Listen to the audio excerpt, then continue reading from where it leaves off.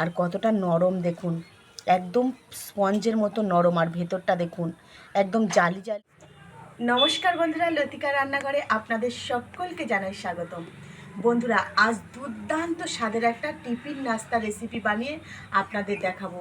আর এই রেসিপিটা কিন্তু খুব সহজেই আপনারা বাড়িতে বানাতে পারবেন।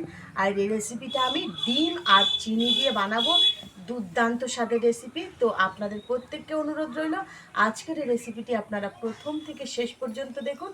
আমি আশা করছি আজকের এই টিফিন নাস্তা রেসিপিটি আপনাদের ভালো লাগবে। তো বন্ধুরা, এখানে আমি একটা বাটি নিয়েছি, এই বাটির মাপ দিয়ে আজকের এই রেসিপিটা বানাবো। তো এই বাটির মাপে প্রথমে আমি এক বাটি চিনি নিয়ে নেব।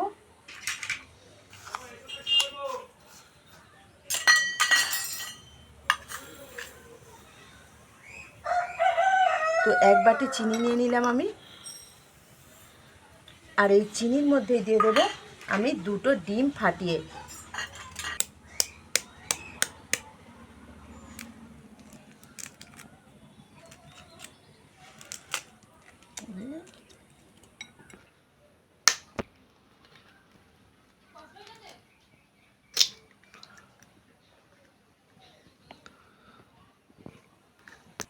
তো বন্ধুরা, দুটো ডিম আমি চিনির মধ্যে ফাটিয়ে দিয়ে দিয়েছি। এবারে ভালো করে ডিমটা চিনির সঙ্গে ফাটিয়ে নেব এইভাবে। তো বন্ধুরা, এটা কিন্তু ভীষণই অবাক করা একটা রেসিপি।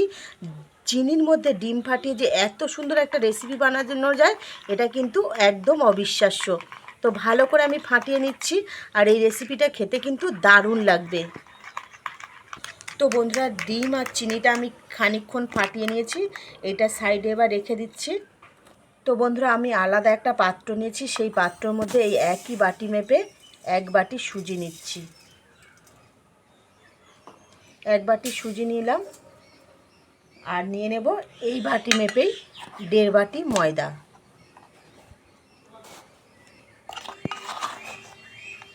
দেড় বাটি ময়দা নিলাম। এবার এই ময়দার মধ্যে দিয়ে দেব পরিমাণ মতো লবণ।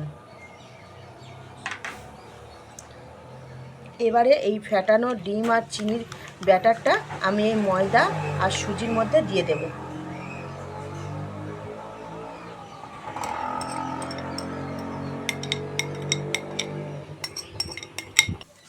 তো বন্ধুরা, ময়দা আর সুজিটা ভালো করে আমি ফাটিয়ে নেব। আর এখানে যদি জল একটু কম পড়ে তো আমি একটু জল দেব। তো বন্ধুরা, ময়দা আর সুজিটা কিন্তু আমি এইভাবে ফাটিয়ে নিচ্ছি, আর একটু জল দিয়েছি। আর দেখুন, খুব সুন্দর করে কিন্তু এটা ফাটিয়ে নিতে হবে।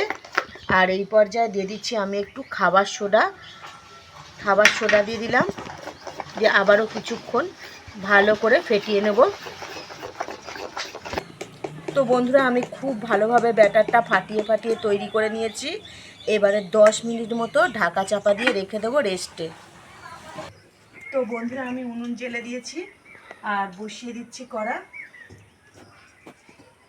তো বন্ধুরা, 10 মিনিট হয়ে গেছে, আমি ব্যাটারটা ঢাকা দিয়ে রেখেছিলাম রেস্টে। আর দেখুন, ব্যাটারের ঘনত্বটা কিন্তু এরকম রাখতে হবে, খুব বেশি মোটা আর খুব বেশি পাতলা করলে হবে না, এরকম করতে হবে। তো বন্ধুরা, কড়া গরম হয়ে গেছে, কড়াতে দিয়ে দিচ্ছি পরিমাণ মতো সাদা তেল। তো বন্ধুরা, তেল গরম হয়ে গেছে, আমি একটা বাটিতে করে কিছুটা ব্যাটার নিয়েছি আর তেলের মধ্যে এইভাবে ছেড়ে দিচ্ছি।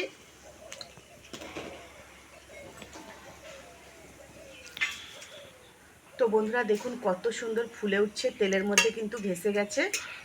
এইভাবে তেল ছড়িয়ে দেব উপরে। তো বন্ধুরা, তেলের মধ্যে আমি আরও একটা তৈরি করতে দিচ্ছি। দেখুন বন্ধুরা, এই তেলের মধ্যে দিতেই ব্যাটারটা দেখুন ফুলের মতো তৈরি হয়ে গেছে। দেখুন, মনে হচ্ছে যেন গোলাপ ফুল পাপড়ি একদম তৈরি হয়ে গেছে। তো এইগুলো আমি ভালো করে ভেজে নেব। আর এটা খেতে কিন্তু দারুণ হয়, একদম নরম তুলতুলে। তো এটা আমার লাল করে ভাজা হয়ে গেছে, এটা আমি তুলে নিচ্ছি।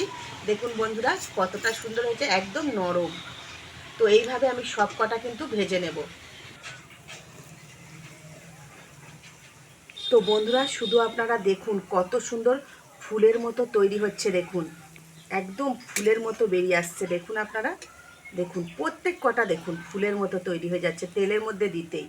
বন্ধুরা দেখুন, দারুণ স্বাদের তৈরি হয়ে গেল এই রেসিপিটা।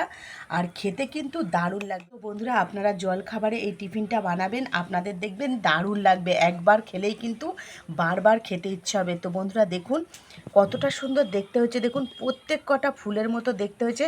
আর কতটা নরম দেখুন, একদম স্পঞ্জের মতো নরম। আর ভেতরটা দেখুন একদম জালি জালিদার। আর খেতেও কিন্তু দারুণ লাগবে। একবার হলেও আপনারা বাড়িতে বানাবেন। তো বন্ধুরা, লতিকার রান্নাঘরে আজকের রেসিপি এই পর্যন্তই। আবারও দেখা হবে নতুন একটা রেসিপি নিয়ে। ততক্ষণ আপনারা ভালো থাকবেন। Bye bye.